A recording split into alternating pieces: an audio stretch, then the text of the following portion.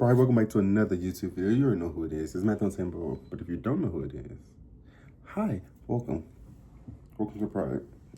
If you want to subscribe, you can subscribe. If you don't, then I can't tell you what to do. You're just here, watching me react to this. Oh my god, I'm ashy. But anyways, it is 7 more days till Christmas?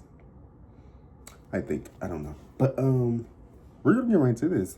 So if you like this video, you know what to do. Like, comment, subscribe to be part of this beautiful pride that we have here. And if you want to go follow me on Instagram, Facebook, Twitter, Snapchat, all of those things. Not Snapchat. All of those things. It'll be in the link description. But we better get right into this. Let's go. If you didn't know, I love a good dinosaur video. Dinosaurs are like my favorite thing. Second. Maybe third. But anyways, we're going to react to 13 dinosaur myths you still believe. And let's see if I still believe them. Nice arms, loser. I may have spoken too soon. Turns out almost everything you think you know about dinosaurs is wrong. Everybody loves to joke about how T-Rex had weak, puny arms. But what we found is that these things were ridiculously ripped. Sure, they were only 3 feet long, roughly the size of your arm, but they were still packed with enough muscle to curl over 400 pounds. So obviously, these Samsolic looking arms weren't useless. But that's just one of the many dinosaur lies you probably didn't know that. And in this video, I'm gonna go over 13 of the biggest. And this next one is one you've probably fallen for. You ever go on TikTok and see something about how Spinosaurus sounded like this? So that's not how they sounded at all, actually, because that's just a loon call slowed down. In fact, every single dinosaur noise you hear is total BS. Yeah. Truth is, we have no idea what most dinosaurs sounded like. Except one, Parasaurolophus. You see that giant crest sticking out of its skull? Well, it was filled with tubes and airways. So scientists 3D modeled it, pushed air through it, and it sounded like this. I knew that. Yeah, we're 99% sure this dinosaur sounded like an air horn. Pretty cool nonetheless. Then again, that's not the only lie you've been told by media. Don't move. You can't see us if we don't move. Yeah, that's just totally wrong too. T-Rex had the biggest eyes of any land predator. And I know size isn't everything. At least that's what I tell myself. But for T-Rex, it did actually make a difference. Its vision was estimated to be up to 13 times sharper than yours. With forward-facing eyes and incredible depth perception, if you were in front of it, even from miles away, it was going to see you. But the real question is, what would you see if you were looking back? Because when most people picture a dinosaur, they think of something scaly like a crocodile. Except crocodiles aren't even that closely related. Their actual closest relatives are birds. Because dinosaurs never really went extinct. Only the ones that couldn't fly did. So get that myth out of here. In weird fact, but that does technically mean that birds are reptiles. So then, if all birds are dinosaurs, does that mean all dinosaurs look like birds? No. Birds evolved from theropods, but that's just one of 3 branches on the dinosaur family tree. Which means while some dinosaurs definitely look like birds, which we can see preserved in fossils and even trapped in amber, we also know others look totally different. Sauropods probably didn't have feathers. T-Rex had scales over most, if not all of its body, but it gets even weirder. Some species, like ceratopsians, had quill-like structures on their tails. So the whole feathers versus scales debate, just throw it out the window. But you know what wouldn't fit through a window? A dinosaur. Because they're all massive, right? Not exactly. The smallest dinosaur we've ever found is a bee hummingbird, which is like 2 inches long. Though, if we're talking non-avian, you got stuff like Microraptor, about the size of a crow and barely a couple pounds. We got really lucky with Microraptor too. It lived in the perfect environment to fossilize. And some are so well preserved, we even know its feathers were black, and if the light hit it just right, they'd shimmer blue and green. And this thing lived over 100 million years ago. But here's the thing, most dinosaurs didn't live in conditions like that. Now, say you've got some pinky-sized bone from some tiny dinosaur, and an 8-foot femur from an Argentinosaurus. Which one's more likely to survive 70 million years underground? True. Exactly. That's preservation bias. Big bones fossilize better, so we find them more. But that also means we're probably underestimating how many small dinosaurs there really were. Right. And considering we've probably found less than 1% of all dinosaur species, who knows what else is still out there. Even so, dinosaur fossils are a lot less rare than most people think, as long as you're in the right place. This is the Hell Creek Formation, Montana. and if you know what you're looking for, you can literally walk for a few minutes and find a fossil. How complete they are, that's a different story.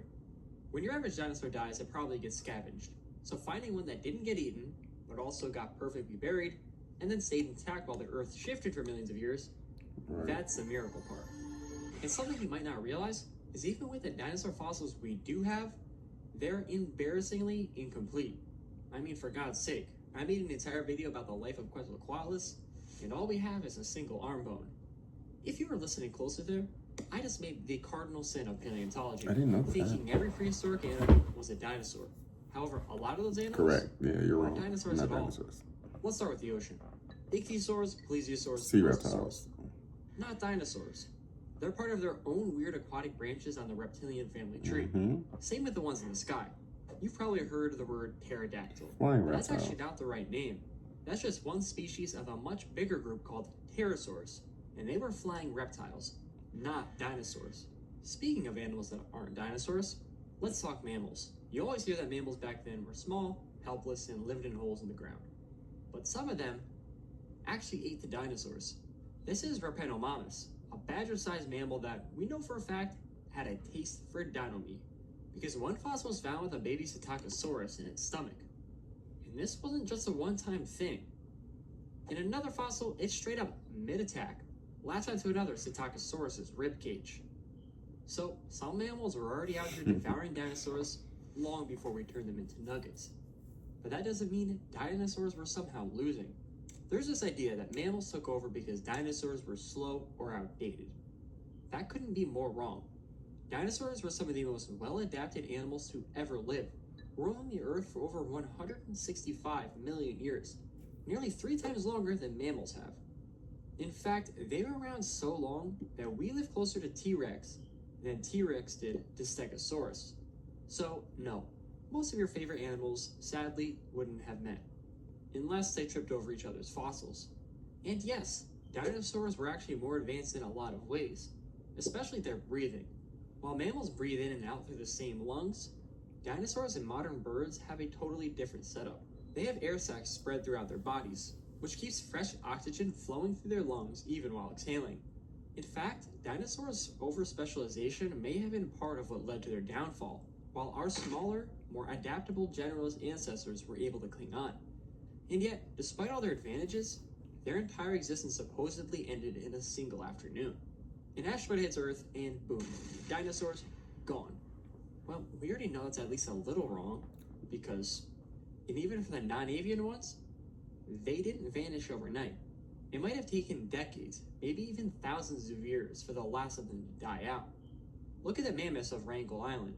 Most mammoths went extinct around 10 to 14,000 years ago, but a small group survived in isolation until just 4,000 years ago, around the same time the pyramids were being built.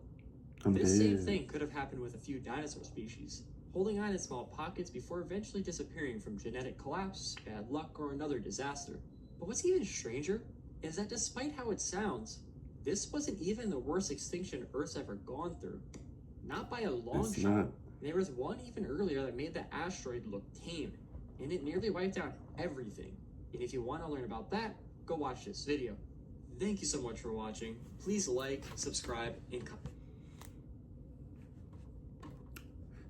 When was this video made? 5 months ago. Because the crazy thing is, I knew all of it. So it was no point in watching that video. Because, like, I thought he was going to say some new shit, but all of that. The only one I probably don't know is that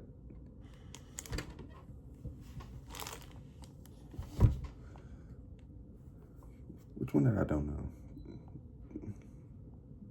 It was the one with the giant one, the giant flying reptile thing, that they only have one fossil, and that's the arm bone. That's the only one I didn't know. But other than that, I know everything else because I keep up with my, I don't know what the fuck I was gonna say. But anyways, if you like this video, you know what to do. Like, comment, subscribe, and I'll catch you in the next one. Remember, Christmas is in 7 days. I hope you're ready. And then after 7 days, after that, 25, 26, 27, 28, 29, 30. After that, it's New Year's. And we're ready. I'm so ready. Oh. You don't know how ready I am. But anyways, that's not the point. I'm going to catch you in the next video.